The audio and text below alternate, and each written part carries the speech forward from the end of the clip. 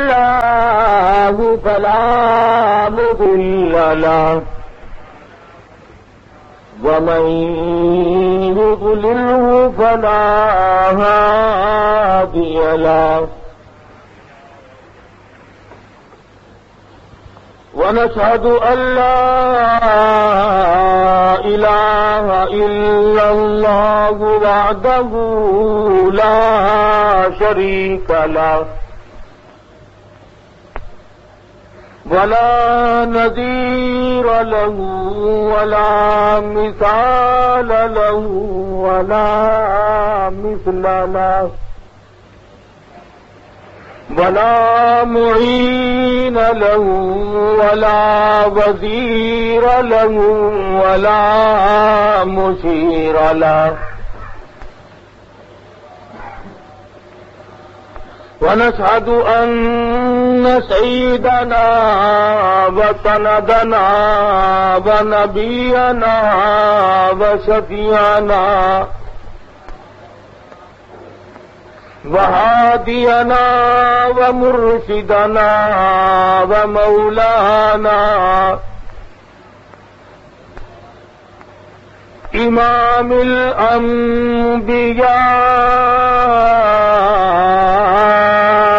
وسيد الأنبياء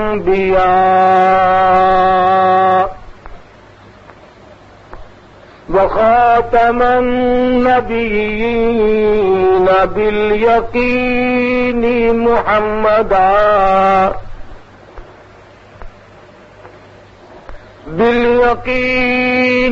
محمدا عبده ورسوله أرسله بالحق بشيرا ونذيرا صلى الله تعالى عليه وعلى آله وأصحابه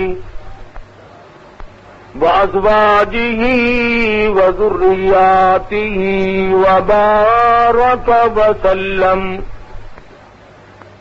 وسلم تسليما كثيرا كثيرا. أما بعد فأعوذ بالله السميع العليم من الشيطان الرجيم.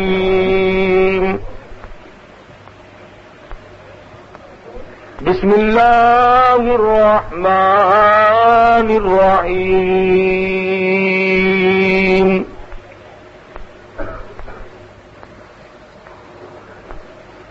يا أيها الذين آمنوا اتقوا الله حق تقاته ولا تموتن إلا وأنتم مسلمون. واعتصموا بحبل الله جميعا ولا تفرقوا واذكروا نعمة الله عليكم إذ كنتم أعداء فألف بين قلوبكم فأصبحتم بنعمته إخوانا وكنتم على شفا حفرة من النار فأنقذكم منها.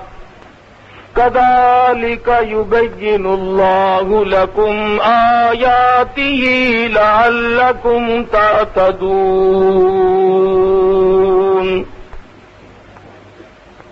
وقال الله تبارك وتعالى: فالذين هاجروا وأخرجوا من ديارهم وأوذوا في سبيلي وقاتلوا وقتلوا لَأُكَفِّرَنَّ عَنْهُمْ سَيِّئَاتِهِمْ وَلَأُدْخِلَنَّهُمْ جَنَّاتٍ تَجْرِي مِن تَحْتِهَا الْأَنْهَارُ ثَوَابًا مِّنْ عِندِ اللَّهِ وَاللَّهُ عِندَهُ حُسْنُ الثَّوَابِ لَا يَغُرَّنَّكَ تَقَلُّبُ الَّذِينَ كَفَرُوا فِي الْبِلَادِ مَتَاعٌ قَلِيلٌ ثُمَّ مَأْوَاهُمْ جَهَنَّمُ بِئْسَ الْمِهَادُ وقال النبي صلى الله تعالى عليه وسلم أنا سيد ولد آدم يوم القيامة وقال النبي صلى الله تعالى عليه وسلم الفقر فخري وقال النبي صلى الله تعالى عليه وسلم من تشبه بقوم فهو منهم وقال النبي صلى الله تعالى عليه وسلم لا يؤمن أحدكم حتى أكون أحب إليه من والده وولده والناس أجمعين وقال النبي صلى الله تعالى عليه وسلم إنما الأعمال بالنيات وإنما لامرئ ما نوى صدق الله مولانا العلي العظيم وصدق رسوله النبي الكريم ونحن على ذلك لمن الشاهدين والشاكرين والحمد لله رب العالمين. درود شریف. اللهم صل على محمد وعلى آل محمد كما صليت على إبراهيم وعلى آل إبراهيم إنك حميد مجيد. اللهم بارك على محمد وعلى آل محمد كما باركت على إبراهيم وعلى آل إبراهيم إنك حميد مجيد.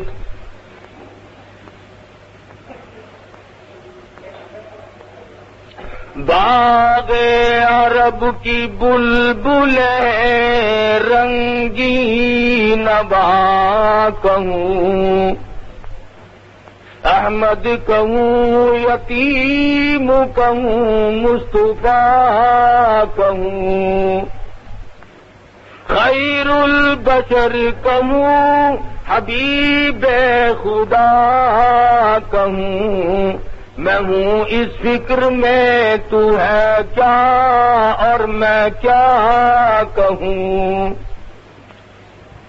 لوگ کہتے ہیں کہ حضرت موسیٰ کلیم ہے تو وہ ہے کہ رتبہ تیرا سب سے عظیم ہے. معزز سامعین، محترم بزرگوں، عزیز دوستو، قرآن کریم کی چند آیات حدیث پاک میں سے حضور اکرم صلی اللہ علیہ وسلم کے چند ارشادات تلاوت کیے. اللہ پاک سے دعا فرماؤ خدا بند ذوالجلال مجھے ان آیتوں کا اور ان حدیثوں کا صحیح ترجمہ عرض کرنے کی توفیق عطا فرمائے اور ہم سب مسلمانوں کو سچا مسلمان پکا دیندار بنائے. اعمال صالحہ اخلاق حسنہ کی توفیق عطا فرمائے.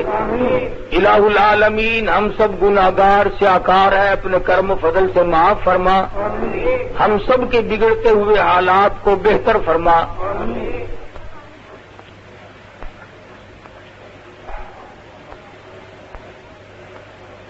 قرآنی آیات کا ترجمہ اور ارشادات محمد مصطفیٰ صلی اللہ علیہ وسلم کا جو ترجمہ ہے وہ بالکل سادہ اور صاف. خداوند ذوالجلال نے ارشاد فرمایا ایمانداروں، مسلمان کہلانے والوں، شفاعت کے امیدواروں، ڈرو اللہ پاک سے حق تقاتہ، جیسا کہ اس سے ڈرنے کا حق ہے. اب اسی جملے کی تفسیر اگر کی جائے اور 2 گھنٹے روزمرہ خرچ کیے جائیں، کم سے کم 1 سال خرچ ہو جائے گا، پر قرآن کے ان جملوں کا ترجمہ ختم نہیں ہوگا. اللہ پاک سے ڈرنے کا کیا حق ہے؟ کس صورت میں ڈریں؟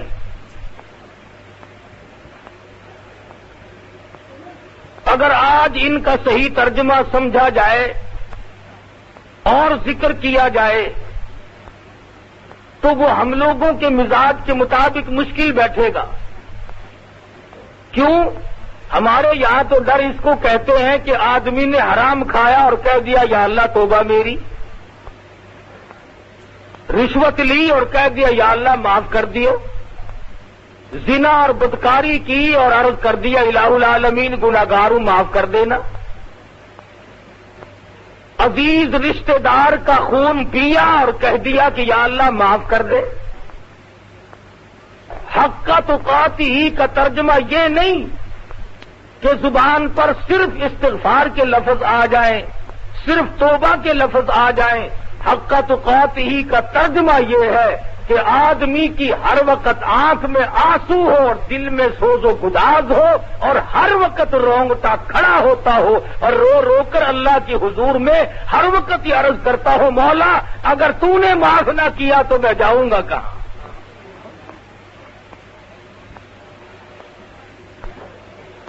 زبانی ڈر کی کوئی حقیقت نہیں. ایک آدمی ڈرتا بھی جاتا ہے اور وہ بے ایمانی بھی کرتا جاتا ہے. اپنے آپ کو ڈرنے والا بھی سمجھتا ہے اور پھر ملاوٹ کر رہا ہے، لوگوں کو فریب دیتا ہے، دھوکہ اور دجل اور فریب سے کمائی کرتا ہے. آج ان مسائل کو مولوی جان کے تو نہیں کہتے، اسی لیے نہیں کہتے کہ لوگ بگڑتے ہیں. پھر لو جی مولانا اور مسئلے سارے چھوڑ کر مولوی صاحب کو چاہیے تو یہ تھا کہ صلاۃ التسبیح کے فضائل بیان کرتے، سبحان اللہ کا ثواب بتلاتے، الحمدللہ کا ثواب بتلاتے، اللہ اکبر کا ثواب بتلاتے. ملاوٹ پہ آ کھڑے ہوئے. تاجر تو ہم سے یوں ناراض ہو گئے اور ہم نے رشوت کا نام لیا نہیں اور افسروں کے سر میں کھجلی اٹھی نہیں.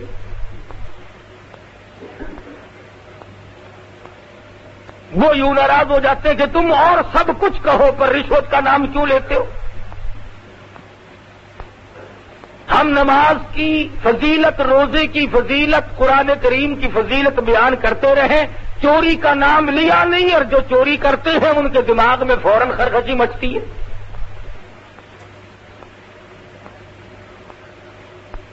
اسی طرح سے جب ہم یہ کہیں کہ صاحب کسی کی بہو بیٹی کو تاڑنا غلط ہے، ناجائز ہے، حرام ہے، تو وہ کہتے ہیں کہ صاحب مولانا لوگ مسجد میں بیٹھے رہتے ہیں، انہیں کیا قدر ہے حسن کی. تو پھر میرے دوست بیان کیا کیا جائے؟ قرآن کریم نے ان تمام چیزوں کو تفصیل کے ساتھ بیان فرمایا، اور جب تک ہم ان تمام چیزوں کو چھوڑ نہ دیں اس وقت تک مسلمان کہلانے کے حقدار نہیں. کیوں؟ اس وجہ سے محمد مصطفیٰ صلی اللہ تعالی علیہ وسلم نے ارشاد فرمایا جو اسلام کی حرام کردہ چیز کو حرام نہیں سمجھتا، حلال کردہ چیز کو حلال نہیں جانتا، سرکار مدینہ فرماتے ہیں فلیس منا، وہ میری امت سے خارج ہے. ایک حدیث پاک میں ہے، فرمایا نبی کریم صلی اللہ تعالی علیہ وسلم نے، صحابی نے پوچھا یا رسول اللہ میرے ماں باپ آپ پہ قربان ہو جائیں، عرض کرنے لگا آپ ارشاد فرماؤ قیامت کب آئے گی؟ سرکار مدینہ صلی اللہ علیہ وسلم نے جواب میں ارشاد فرمایا جب ہر گھر سے کنجری کی آواز آنے لگے۔ میں جب دورہ پڑتا تھا اور یہ حدیث سامنے آئی تو میں نے استاد سے جھگڑا کیا کافی دیر تک کہ حضرت شریف خاندان دنیا میں ہے، سعادت مند عورتیں ہیں، گھر گھر سے کنجری کی آواز کیسے آ جائے گی؟ لیکن آج کے حالات نے ثابت کر دیا، گھر میں شریف زادی بیٹھی ہو، کتنا ہی خاندان اونچا ہو، کیسے ہی نیک بخت لوگ رہتے ہو، پر گھر میں ریڈیو رکھا ہے، ہر گھر سے کنجری کی آواز آج آ رہی ہے کہ نہیں؟ امام الانبیاء محبوب کبریا حضرت محمد مصطفیٰ صلی اللہ تعالی علیہ وسلم کا ارشاد پورا ہو گیا۔ پہاڑ اپنی جگہ سے ٹل سکتے ہیں، زمین اپنی جگہ سے ہل سکتی ہے، یہ آسمان کے ستارے چاند ٹوٹ سکتے ہیں، پر کالی کملی والے کا فرمان غلط نہیں ہو سکتا۔ حضور مدنی کریم صلی اللہ تعالی علیہ وسلم نے ارشاد فرمایا جب لوگ گناہ کو گناہ نہ سمجھیں، جب برائی کو برائی نہ سمجھیں، جب لوگوں کے دلوں سے برائی کی برائی نکل جائے، سرکار مدینہ نے ارشاد فرمایا پھر انتظار کرو قیامت کی گھنٹی کا۔ آج آپ دیکھ لیں کس قدر ہم میں اظہار ہے، بسوں کے ایکسیڈنٹ ہو جاتے ہیں، لوگ مرنے والوں کے منہ میں پانی بعد میں ڈالتے ہیں، پہلے ان کی جیبوں کی تلاشی لی جاتی ہے۔ مرنے والے مر رہے ہیں، خون بہ رہا ہے، ہائے ہائے ہو رہی ہے، پر مسلمان لوگ ان کی گھڑیاں کھولنے میں مصروف ہے، عورتوں کی بالیاں نکالنے میں مصروف ہے، اور جو اتنے بڑے ظالم لوگ بن گئے ہو انہیں اطمینان کیسے ملے گا، انہیں سکون کیسے حاصل ہوگا جو ایسے وقت میں بھی چوری سے دوسرے کا مال لوٹنے سے باز نہ آئے، وہ کب حرام و حلال کی پہچان کر سکتے ہیں؟ اس لیے خدا بند ذوالجلال نے ارشاد فرما دیا وقت آئے گا میں تم سے ایک ایک کو کھڑا کر کے ساری زندگی کے بارے میں اس طرح سے بات پرس کروں گا کہ تم وہاں سے ہلنے نہ پاؤ گے۔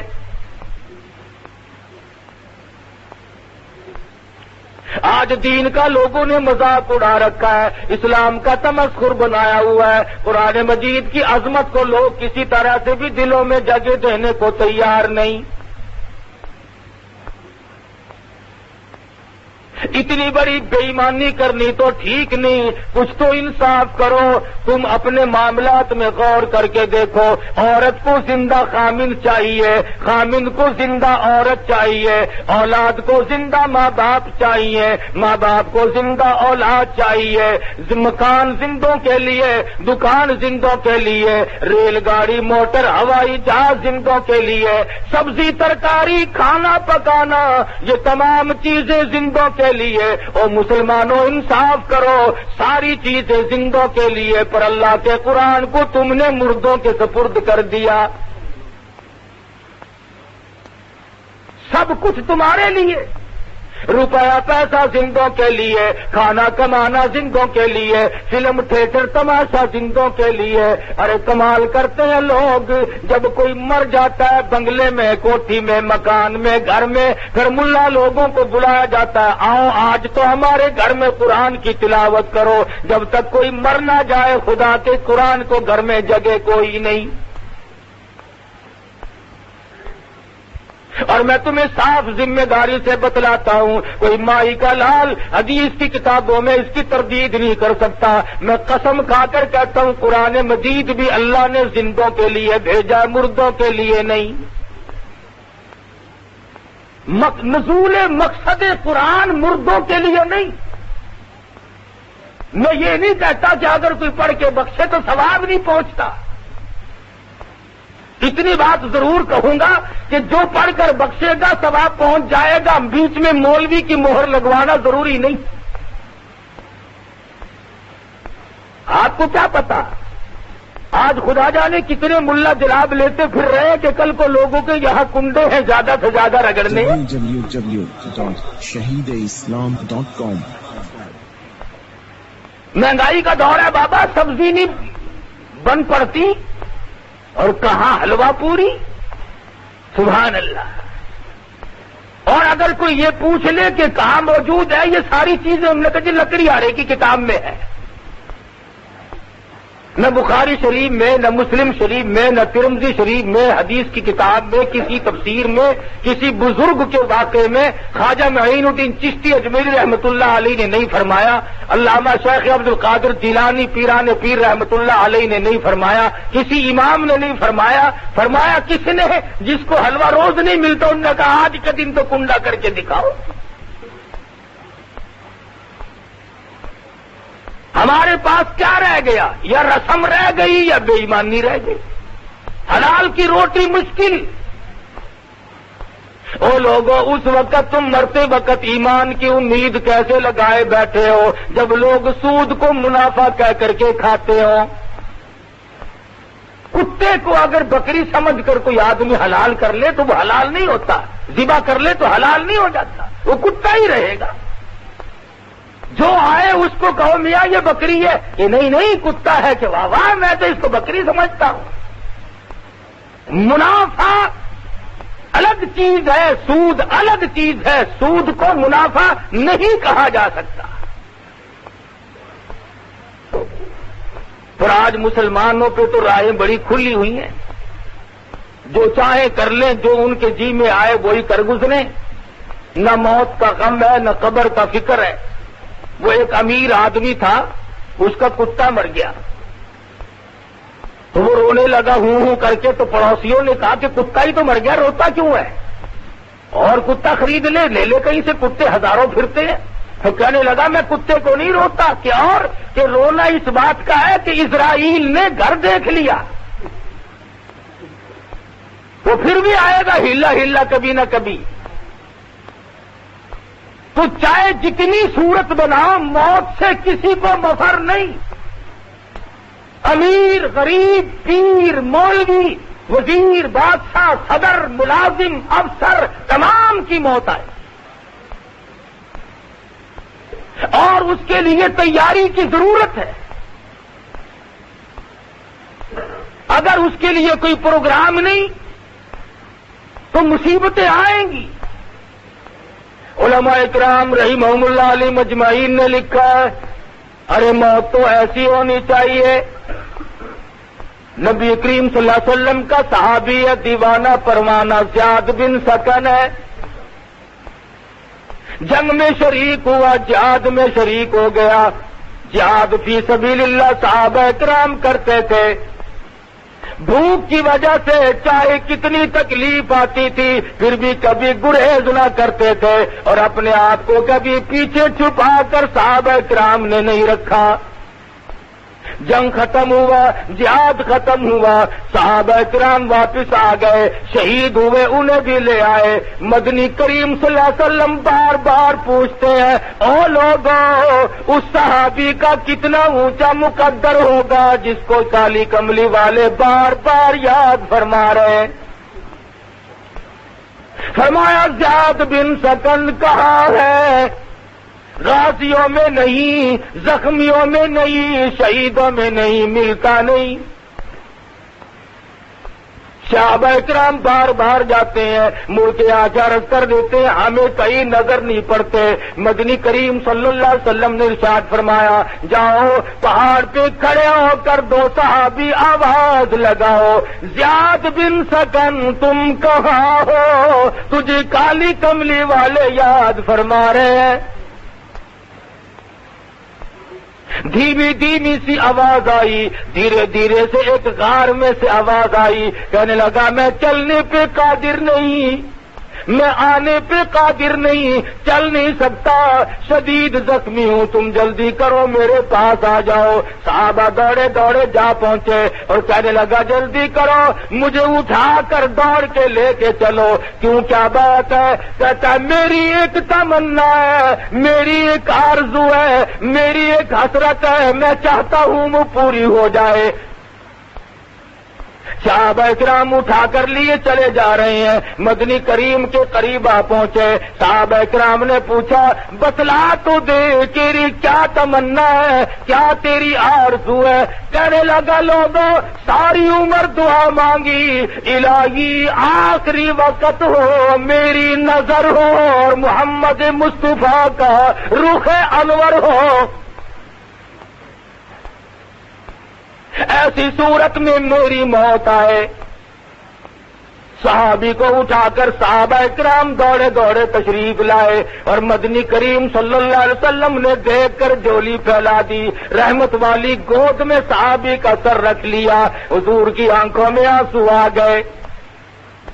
100 کے قریب تلواروں تیروں کے زخم ہے، سر سے پاؤں تک زخمی ہے، مدنی کریم کے چہرے انور پہ نظر ڈال کر مسکرانے لگا۔ آپ نے فرمایا کیا بات ہے زیاد بن سکن کیوں مسکرائے؟ عرض کیا میرے آقا آج عمر بھر کی تمنا پوری ہوئی، میری آرزو پوری ہوئی، آج خوشی نہ مناؤں تو اور کیا کروں؟ میری زندگی کے آخری لمحات آپ کے دیدار میں گزر رہے ہیں۔ کیوں؟ اس لیے میں تو ساری عمر اسی تمنا میں لگا رہا، جہاد کی تمنا کرتا تھا، اللہ نے زخمی جہاد میں کیا اور موت کے لیے آپ کی رحمت والی گود مجھے عطا فرما دی۔ عشق سوزو گداز ہو تو یہ ساری چیزیں بنی جایا کرتی ہیں، اور یوں خامخواہ سکھ کے عشق میں کچھ نہیں رکھا، لوگوں کو بہکانے کے لیے طرح طرح کی باتیں بنائے۔ فرمایا خون جگر دے کے خزاں میں ثمر لائیں گے، یوں تیری راہ میں سرد کے گزر جائیں گے، کون تیری آنکھ کہے زہر ہل کو مگر ہم تیرے عشق میں یہ زہر بھی پی جائیں گے۔ سرکار مدینہ کے سچے شہدائی اور سچے معنوں میں محبت کرنے والے حضور صلی اللہ علیہ وسلم کی نظر زیاد بن سکن پہ پڑی۔ زیاد بن سکن نے رخ انور کا دیدار کیا۔ او لوگوں، ہم میں سے کوئی اپنی بیوی کو دیکھتا ہوا مرے گا، کوئی اپنے بچوں کو تکتا ہوا مرے گا، کوئی کوٹھی بلڈنگ بنگلے کو دیکھتا ہوا مرے گا۔ قربان جاؤں زیاد بن سکن تیری موت پہ، تو آخری وقت میں مدنی کریم کا دیدار کر رہا ہے۔ رحمت والی گود میں دم توڑا، پیشانی پہ بوسہ دے کر سرکار مدینہ نے ارشاد فرمایا فزت برب الکعبہ، اور نوجوان رب کعبہ کی قسم تو کامیاب ہے۔ 100 کے قریب زخم کھائے، تمنا ہے پھر بھی دل نہیں توڑا۔ آج ہم تو سکینتوں میں دل توڑ بیٹھتے ہیں، ارے صاحب ٹھیک ہے نیکی تو ہے پر کیا کروں، میں تو اس کے لائق نہیں، میں کر نہیں سکتا۔ سستی سستی عبادت، ایسی عبادت ہے ایسی نیکی جس میں تکلیف آنے کا کوئی اندیشہ نہ ہو، اس کے لیے تو ہم سب تیار ہیں، اور جس پہ یوں معلوم ہو جائے کہ کوئی نہ کوئی مصیبت آئے گی پھر ہم سب یرک جاتے ہیں۔ رات کا وقت ہے، محمد مصطفیٰ صلی اللہ علیہ وسلم کے صحابی کا جنازہ اٹھایا گیا۔ اللہ پاک ہم سب کو مدینے پاک کا دفن نصیب فرمائے۔ نوازا ہے مولا کریم نے جن کے دلوں میں یہ محبت سوز و گداز اور یہ عشق رہا کہ مدینے کا دفن نصیب ہو۔ مولانا بدر عالم میرٹھی رحمت اللہ علیہ کو جا کے دیکھو، مائی حلیمہ کے قدموں میں اللہ نے جگہ عطا فرما دی۔ مولانا مظفر حسین کاندلی رحمت اللہ علیہ کو اللہ تبارک و تعالیٰ نے سیدنا عثمان غنی رضی اللہ تعالیٰ عنہ کی بغل میں جگہ عطا فرما دی۔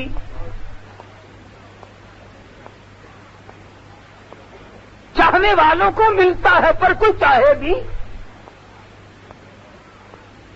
یہ بھی کوئی عشق ہے کہ صاحب مدینے کے امام کے پیچھے نماز نہیں ہوتی، مکے کے امام کے پیچھے نماز نہیں ہوتی، ایک مسئلہ پوچھوں گا تم سے، ذرا بول کے بتلاؤ، تمہارے